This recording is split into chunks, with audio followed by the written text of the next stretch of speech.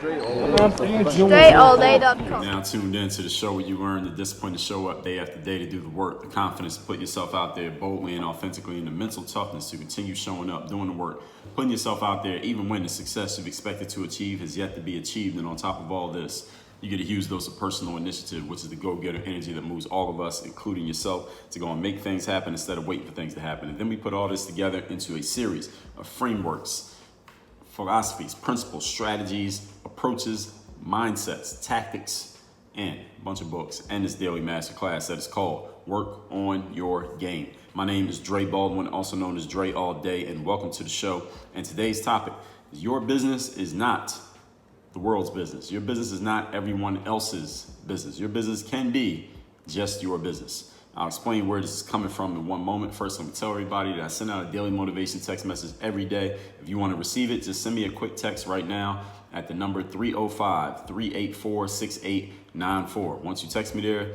and we confirm you'll get my very next daily motivation text, which I send out, as I said, every morning, and you'll be able to engage with me there. You can respond to those texts. I do reply to my texts and go back and forth with people if you have questions or challenges and things like that. And I send other perks and bonuses to my text community that I'm not mentioning right here, but you will get once you're in there. So the number again, 305-384-6894. Now this topic today, your business is not everybody's business. This one is really about how much of your own life you feel like, or maybe you have been enticed to believe you need to share with everyone else, that you need to share with the whole world.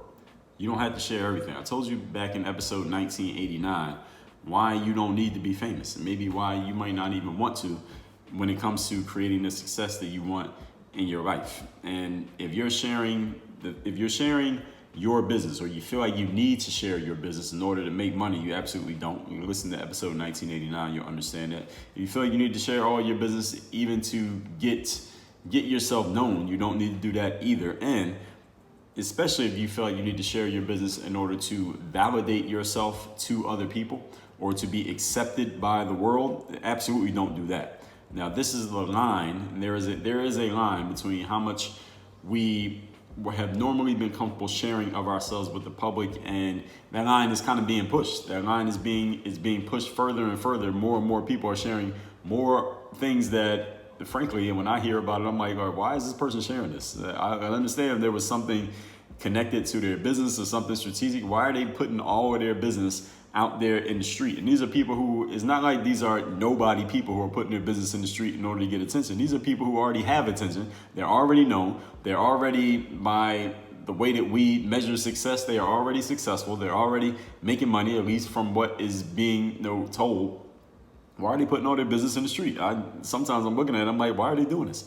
But that's actually what led me to talking about what I'm talking about here today. And I'll give you some examples in a moment.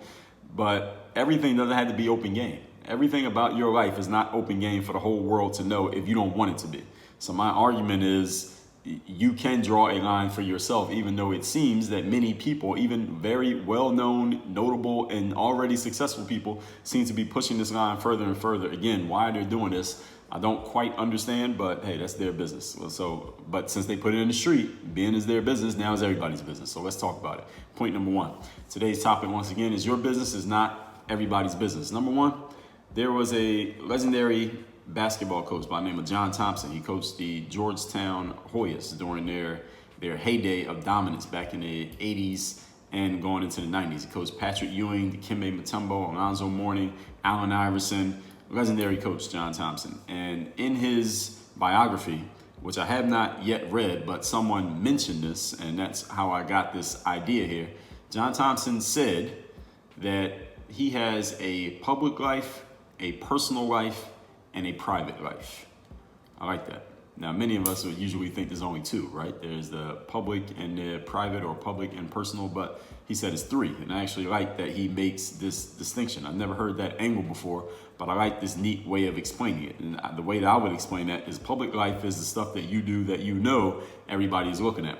Personal life are the things about you that you might, and actually let me add to the public life, these are things that you do that not only do you know everybody knows about, but you might even do things knowing that people are going to know about it, and maybe you do things on purpose so that people know about it. That's your public life. For example, if you have a YouTube channel, whatever you record and put out on video, that's your public life. You're putting that out there because you want people to see it. I want you to know that I have a book called The Third Day, which you can get for free if you just cover the shipping by going to thirddaybook.com. Okay, I want you to know that's part of my public life. It's part of my public life that anything I post on Instagram, like, hey, here I am outside taking a walk. Here I am on vacation visiting Philadelphia. Here I am in Las Vegas doing a speaking gig. Those are public life things, things that you know purposely people are going to see and you want them to see it.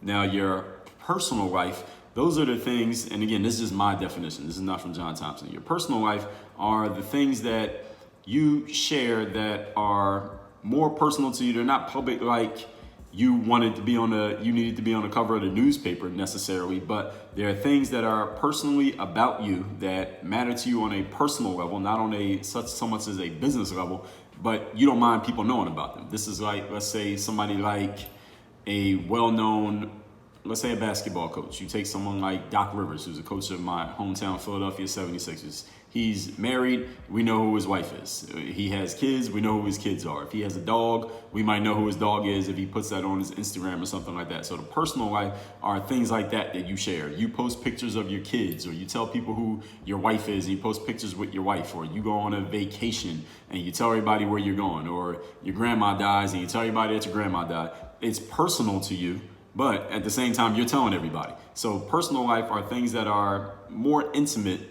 to just about you. They might not be so much public news, so to speak. They're personal things to you, but you are willing to share them. You don't mind people knowing about them. So that would be like, again, you're married, you have kids, you have a dog, this is the town that you live in, this is where you're going on vacation. That's your personal life. I'm personally doing this, but I don't mind people knowing that life. Private life is the things that you do and the things that you know and the things going on in your world that are nobody's business. That's your private life. It is nobody else's business that I'm doing this thing. Nobody else's business what me and my kids are doing. Or maybe you don't want people to know who your wife is or the names of your kids, or you don't post pictures of those type of things, at least not publicly for other people to see. So private life are the things that, and this is all based on each individual's discretion. So there's no, again, I said there used to be a line with this where we mostly agreed, all right, these are the things we'll share, these are the things that we don't. But this line is being expanded to where people are taking all three of these, public, personal, and private, and just putting it all out into the world. I'm going to get into that as we get further into this episode. But the point that I'm making here is, when it comes to the private life, these are the things that are just private to you. You don't tell anybody, you don't talk about this, you don't post it on the internet. Nobody is going to go looking for this because they wouldn't even know to think of it. That's your private life. Those are the things that is no one else's business. And again, I like this angle that John Thompson articulated a while ago. And we all have this choice. We all have whatever we wish to share publicly. Some of us get into personal stuff, as I shared, like what we eating for lunch, who our kids are, who you're in a relationship with. And then the last tier is a private. This is relative to all of us, but we don't feel a need to tell you about it, and you shouldn't be asking about it. Now, while some of us keep this private life tier alive as is, like these are certain things that we just don't talk about, it seems that many people are trying to push this line to where it doesn't exist at all, that everything is the public's business. People want to know, well, why are you putting your significant other or your kids in your videos or your posts, or what kind of car do you drive? Where do you live? Listen, not everything that you do needs to be everybody else's business. If you want it to be that way, that's fine. If you want to share your business, go ahead and share your business. But if you don't want to, you don't have to. And you have discretion as to what you share and how you share it. That's the thesis of my argument here today. Now let's move on to point number 2. Today's topic, again, is your business is not everyone's business. Number 2, it appears to me, and anyone who would like to offer some feedback or a challenge or agreement on this point, you can share it with me. You know the ways that you can do that. People will share anything these days so they can get into the attention game. Now, I talked about this in episode 1989. You do not, I repeat, do not need to tell people all of your business in order to get followers or to get admiration from people or to build your business or to expand your brand or whatever it is you're trying to do, whatever one of those cute, neat little phrases you think you're doing right now, you don't need to tell people all your business in order to do that, to achieve that outcome. I told you in episode 1989 why you don't need to be famous. There are things that we used to keep private. Now people are just putting them on display for everyone to see. I remember back in the days, I'll give you an example. Back in the days when I was too young to do anything, I was under the age of 18, let's just say up to age like 12, 13. Where I grew up in Philadelphia, my house that I grew up in was across the street from a church. And the last time I was in Philly, my parents still live at this house. Now this church, we were not members of this particular church. When I was really young, we used to go to a church, but not that one. We went to a different one. But this church would be used as a polling place for voting. So every time there was an election, my parents, obviously, they were registered in our neighborhood, so they could vote right there across the street at the church. And they would always go vote either before work or after work every time there was an election. My parents always participated in the voting process. And here's the thing. In voting, and even today they still have this, if you go vote, there are voting booths. They used to have these big like boxy machines where you would go vote, and like when you would go inside, you would push a little lever and the curtain would close and you would vote, and it was this big clunky machine. Now they don't do it that way anymore. Now it's more electronic where you fill out, at least in the state of Florida it is. I don't know how they do it in other states, but in the state of Pennsylvania, they used to have these big clunky booths. Now here in Florida, you just get a pen and you get a sheet of paper. It's kind of like sort of like the Scantrons we used to do in school, and you color in the dots, and then you go over to the machine and the poll worker instructs you how to put the things in there, and you actually do it yourself. They watch you do it, and they instruct you and guide you in doing it so that you know your vote is being registered. I guess this is the way to make sure everybody knows that their vote got registered, and then it's done. But even here in Florida, even with the electronic ones, when you go to the little booth, it's not really a booth anymore, it's kind of like a table now, to go and vote, they have shields in between each table so that when I'm putting my votes down, if you were right next to me, you can't see the votes that I'm making and I can't see the votes that you're making. It was something that we kept private. And back in the day, nobody ever asked another person who they voted for. I remember when my parents would go into those voting booths and they would vote. And sometimes I would even go inside. I think when I was really young, I might even go inside the booth with my mom. I don't think I ever went inside with my dad. I don't think I was ever with him when he would go. But he would go after work, he would go vote and stuff. And I would sometimes ask my parents, or my sister and I would ask our parents, who'd you vote for? And they wouldn't tell us. They would, and any of you who's old enough to know this, my parents are in their 60s, so any of you who's old enough who knows this time, you know, this is how it was. You didn't ask a person who they voted for. It didn't matter what your relation, this is your own kids. What are we gonna do with the information? I don't know. But they would not tell us who they voted for. And they would even say, I don't remember any exact words that were said, but it was an understanding that you did not ask another person who they voted for. But I do remember that one time my mom did tell me that, because I remember the news was on, and they were talking about Democrats and Republicans. I asked my mom, are we Democrats or Republicans? She said, Democrats. I said, why? She said, because the Republicans only work for rich people. So I said, a little story that is not directly related to what we're talking about here. But the point is, you didn't tell people who you voted for. Back in the days also, and this wasn't even that far back in the day. Those of you who don't even have to be that old, you know this one.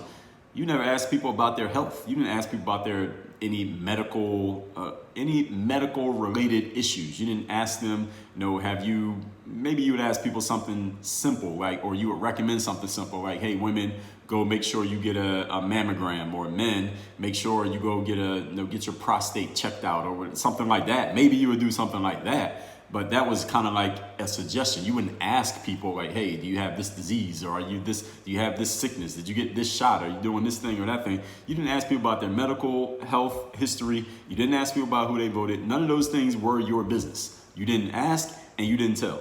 And nobody would talk about that stuff. Everybody went and voted, but nobody talked about what choices they made.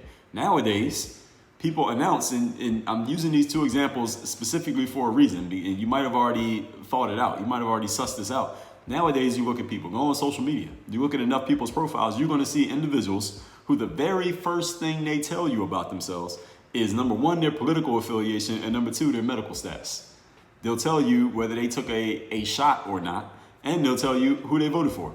And they'll tell you what side they're on politically. This is the first thing that people are putting out there. And this is on every side. Whether it's you took a shot, you didn't take a shot. You're on this side of politically, or you're on that side politically. This is the first thing that people are putting out there to the world. Nowadays, we're taking these things that used to be, there used to be some sanctity of this being private. Now everybody in the world is telling it. And then what's crazy is the people who are telling it, the people who are the ones who put this front and center in their eyes, they want to make sure everybody knows that they took this shot, or they want to make sure everybody knows who they voted for.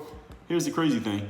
They want to know the same thing about you, or they feel like you're doing them wrong because you won't share intimate information that they share, that you're not sharing the same way that they're sharing. It's the first thing they want you to know, and it's the first thing they want to know about you. These days, people are doing things like, there's another way that we're taking private things and kind of making them public. People are putting their relationships on display. And I don't mean, when I say putting on display, I don't mean something like, you're proud of your husband or your girlfriend or your wife and you take a picture and post it. That's personal life. If you want to share that, that's fine. You take pictures of your kids and put them out. You just had a baby, you take a picture of them they're still in the maternity ward. That's fine. Personal life. That's something that's not brand new. All right. When I say that's fine, I'm not saying it's my judgment. I'm saying it's not brand new. We've always been doing that. But then you have things like, for example, I just read this article, and this is one of the things that led to this episode. I was reading this article about Will Smith, the actor Will Smith, one of the biggest, he may be, I think it's arguable to say he might be the biggest actor in the world. Will Smith is one of the biggest actors in the world. I don't even watch movies or TV and stuff like that, but Will Smith is so big that I know who he is. Now, coming from Philadelphia, he's from West Philadelphia, born and raised, as he said. I'm from Mount Airy, not West Philadelphia, but Philly is Philly. Will Smith is in his GQ article, and he's in his 50s now. And I guess that Will Smith has decided that it's time for him to open up and just tell people more stuff about himself. Why? I don't know. I guess he's just decided that he's just going to do it. And he said he calls it the fuck it 50s. That's what he called it, the fuck it 50s. It's time to just say fuck it. I'm going to just tell people everything. Why Will Smith feels the need to do this, I don't know. I guess that's just a good enough reason. It's just the fuck it 50s.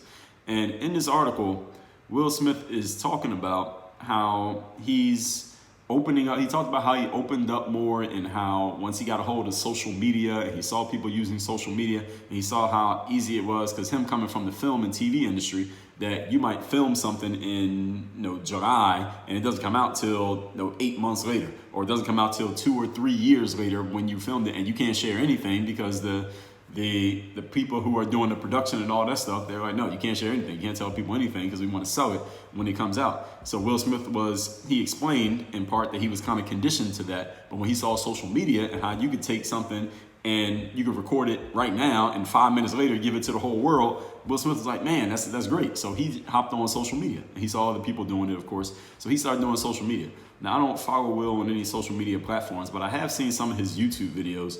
And I liked Will's YouTube videos where he would do stuff like, I think one he was doing like skydiving, and then he would be traveling to all these different crazy places, and he'd be in an airport talking and doing all kinds of stuff he'd be doing. It was like Will Smith, kind of Will Smith. He's just going and just experiencing life and having a good time. Those were interesting videos. They were well shot. He had a whole production team and film crew with him. And I'm like, yeah, that's great. Great what Will Smith was doing. That part was fine. And I liked some of those videos. I haven't seen any in a while, but those kind of things that he did, I'm assuming he's still doing it, was fine. Jumping out of planes, or he'd be telling a story of how he got on Fresh Prince of Bel-Air and how he built his career, all great. But then there was this situation a couple years ago, maybe 2-3 years ago, where he and his wife, Jada, she brought him on her TV show. I believe it was a podcast. I guess you call it a podcast, TV show, whatever. It's on video. And she's sharing with Will Smith, and this thing went viral. I don't follow any of these people on social media. I wasn't subscribed to their stuff, but this went viral, so that's how it found its way to me. That she brought him, the wife brought the husband on her show, and she shared with Will how she had stepped out on him, how she had had sex with another man outside of their relationship. And the thing that made it go viral was not even so much her telling Will that she had had this affair, I guess you can say, or we'll get to that in a second, that she had sex with another man. It wasn't that made it go viral. It was Will's face, because these memes just kept coming out of showing Will Smith's face where he looked dead tired. His eyes are red. He just looks not happy. Let's just put it that way. Not happy, while his wife is sitting here telling him on TV that goes out to millions of people, or let's say Facebook, wherever the show was. Everybody saw it, so whatever you want to call it, everybody saw this. Her telling him that she had sex with another dude, a guy who was like the age of their kids that she had sex with. And Will is in GQ magazine, because this gets brought up in the article in GQ. This is a recent article on Will Smith. You can look it up and read it yourself. And he was saying that, well, first of all, his first point was, and this, again, this is as the author put it. Now, I'm pretty sure Will said many other things, but a lot of it didn't make it into the article. But as the author shared it, Will said that her having sex with other men was not the only thing happening in a relationship, that he also was having sex with other women. Now, furthering this point, Will mentioned, and this is a quote from him, he's not thinking of monogamy as the only relational perfection. In other words, and I'm paraphrasing here in my words, and if I got this incorrect, any of you can catch me on this, that he's saying that two people being in a relationship, being monogamous is not the only way to be in a relationship, that there are other ways, that she can have sex with other men, I can have sex with other women, and that's okay. There's nothing wrong with that. That's what he was espousing here in this point in the article.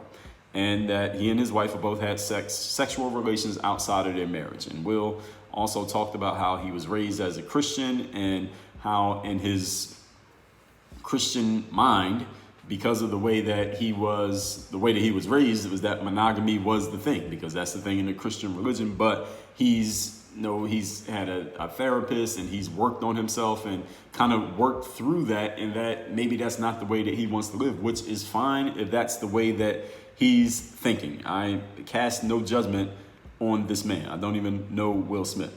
And he also has this quote where he says that through working with his therapist, he has realized that acting on an impure thought didn't make me a piece of shit. So having an impure thought, let's say, interested in a attractive woman, even though you're married, that's an impure thought, I guess. And acting on that thought, actually doing something about that thought, doesn't make him a piece of shit, close quote. Now, again, I am casting no judgment on Will Smith, but this is all in this article that he knew he was being interviewed. He knew the world was going to see this. Fine by me, if that's how he feels, his life. If that's what you like, do what you do. My question is, why the hell does everybody in the world need to know this? That's what I want to know. Again, Will Smith did not need to do this or share this in order to get more attention, more fame, to make more money. He already has all of those things. He's already, again, as I said, arguably maybe the biggest actor in the entire world. Why does he need to share this? Why does he need to tell us that he and his wife are not in a monogamous relationship? Why did he go on a TV show with his wife, for his wife to tell him that she has sex with another man? Why does she need to go and tell the whole world that? Now, I understand the man may have said something first, but why did they need to go and confirm it and put it on TV? Why add fuel to that fire? Why do that? Why does he need to say these things? And again, I'm not saying that he's wrong for saying them. And I'm not even saying that he's wrong for putting them out into the world if he wanted to do it. My question is, why do you need to put this out into the world when you're already known? And I guess maybe it's the fuck it 50s. Maybe that's what it is. I don't know. There's anybody here listening who's in their 50s? You tell me. All right, is this what happens when you get into your 50s? You just start telling people all your private business because you're like, fuck it, I'm gonna be dead soon anyway, so let me just throw it out there. I don't know. I'm just spitballing ideas here. I'm not saying that you're gonna die, but this is what I'm just wondering why he needs to put this stuff out here. Now, I understand with Will Smith in his case, he has gotten on social media, and maybe he just loves the idea of being able to tell people all of these things that he has been maybe not telling anybody for the last, let's just say he became famous at who knows what age he was. Let's say he was 20. So now he's 50 something. So for 30 years, he didn't say anything about certain things that were going on in his life and in his head. And now he feels like he has the space to just do it. So now he's taking 30 years of quiet and he's just putting it all out there as fast as he can. Maybe that's what he's thinking. Again, I don't know. I'm just speculating here.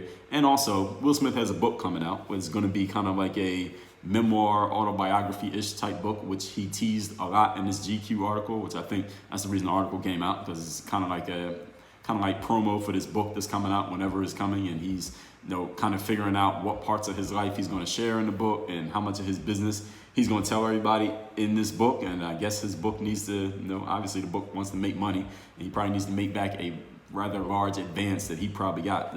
The size of his star power, he probably got a pretty large advance for that book. So he needs to earn out that advance by making money on this book. So I guess all of this is part of the lead up to it. And Will Smith is pretty good at doing lead up and selling stuff. He's been a very good salesperson all of his life. Maybe all of that is part of it, but this is the whole point that I'm making. You don't have to tell people all your private business to make sales. You don't have to tell people everything about you to make money. You don't have to put your private life on Front Street to draw more attention. You can get all of those things without putting your private business out to everybody out there. I'm just trying to figure out when and why did all of this stuff that used to be private become necessary for the whole world to know.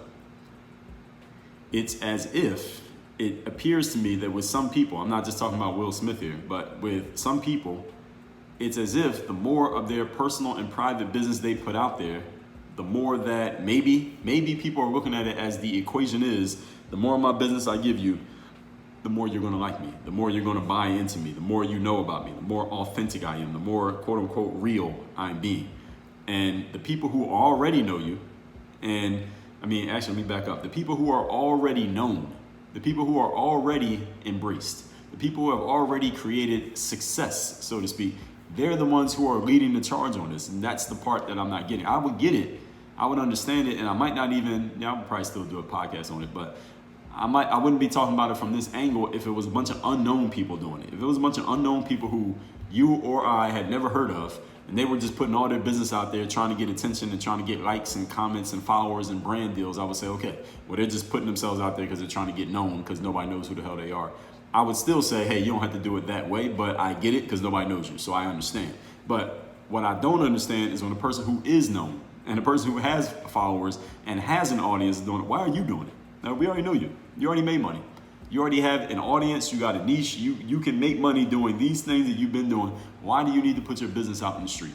And what happens then, and this is the other thing, that when the well-known people, the successful people, quote unquote, are the ones who are leading the charge in doing this, here's what happens is that the people who don't have success yet or is not as known as they are yet, they see them doing it. You see a Will Smith doing something like this. You see a whoever telling people about what they do behind closed doors. Now, I guess it's open doors, so they're telling everybody about it, talking about their relationships and talking about their sexual choices and preferences and all of these things that nobody needs to know about.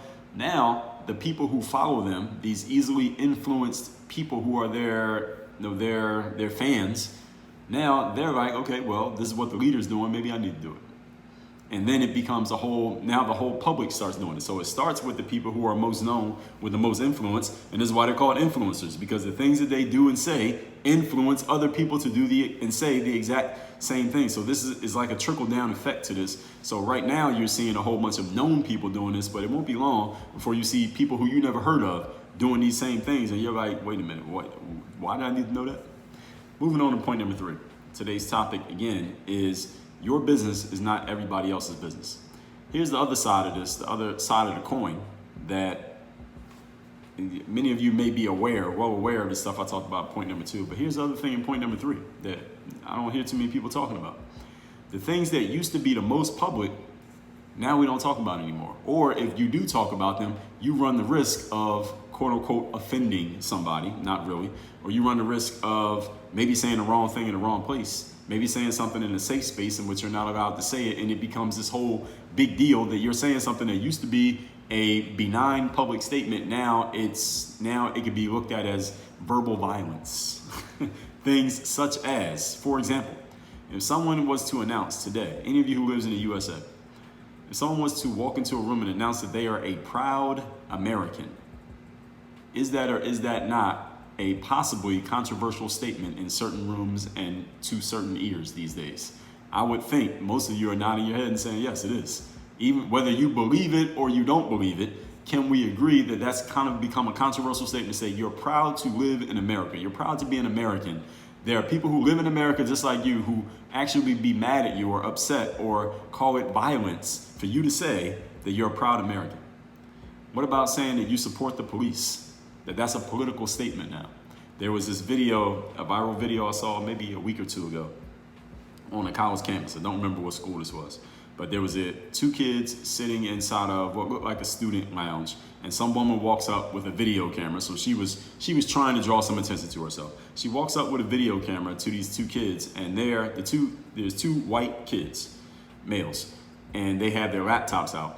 And one of the kids with the laptop has a sign. He has a sticker on his laptop that says, I think it said Blue Lives Matter, or it said I support the police. It was some kind of positive support for police statement on the sticker. And the girl is filming him, and she's talking shit to him and basically challenging and attacking him for saying, saying, hey, you have that sticker that is supporting police, that's a violent thing to say, you shouldn't be saying things like that, you shouldn't have those kind of statements on your laptop, and basically going at him because he has a sticker that says he supports the cops. When the hell did that become something that you're not allowed to talk about, supporting the fucking cops? But this is where we're at now. This is something that used to be public, now it's a political statement that you shouldn't say. Wearing your religion on your sleeve. You used to get a reaction. Like, people used to come out and say, well, listen, I'm a Christian, or I'm Jewish, or I'm Catholic, or I'm whatever, I'm Muslim, whatever religion. Most of us would hear that. If you're not that religion, you would say, okay, fine, cool, you're that religion, cool, I respect that, thank you for sharing. And we would move on to the next topic. Nobody cared. Now, if you announce your religion, you got to be careful who you're saying it around, because you might offend somebody. So you can't say anything. You can't tell these things. At least we still applaud people saying that they have a family, at least for now, all right?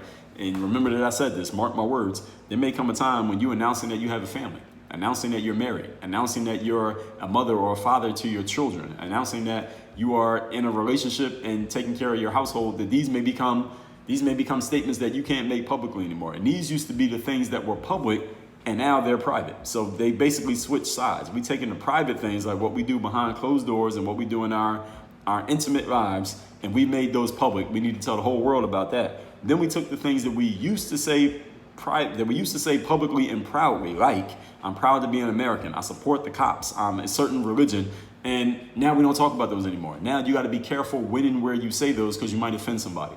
Isn't that crazy? That all these things have kind of flipped around in a very, very short period of time. This has only been the last 10 years. This is not something that's happened. This is not like a 50-year process. This has been like the last 10 years, these things are flipping around. And all of that being said, let's recap today's class. This is really me just letting you know, I'm letting you know what the point is in point number one. Then I'm just giving you some examples in point two. But you can tell me what you've seen in your life as far as these things go. The topic, again, is your business is not everybody's business. This is about how much of your own life you feel the need to share with the world in order to get validation or acceptance or whatever reason you're trying to do it. Because the line is being pushed all the time. My argument is you do not have to do this. Point number one, John Thompson, legendary basketball coach, said, there's a public life, a personal life, and a private life.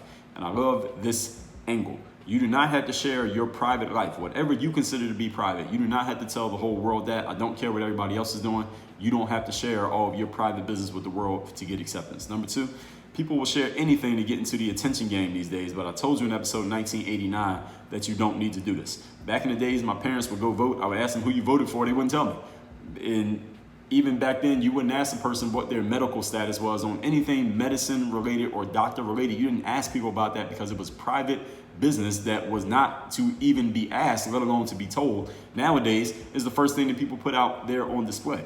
I gave you an example of Will Smith and his wife taking all of their private business, just putting it out into the world. Why? I do not know. They're already known. They're already famous. They've already made money. They have followers. Why do they need to put this stuff out there? I don't know. And what happens when the most known and quote unquote successful people are doing this, then it trickles down because they are influencers. It trickles down to everybody else. And then the people who you never heard of, they start doing this stuff and it becomes normalized. So this is the direction that things are going.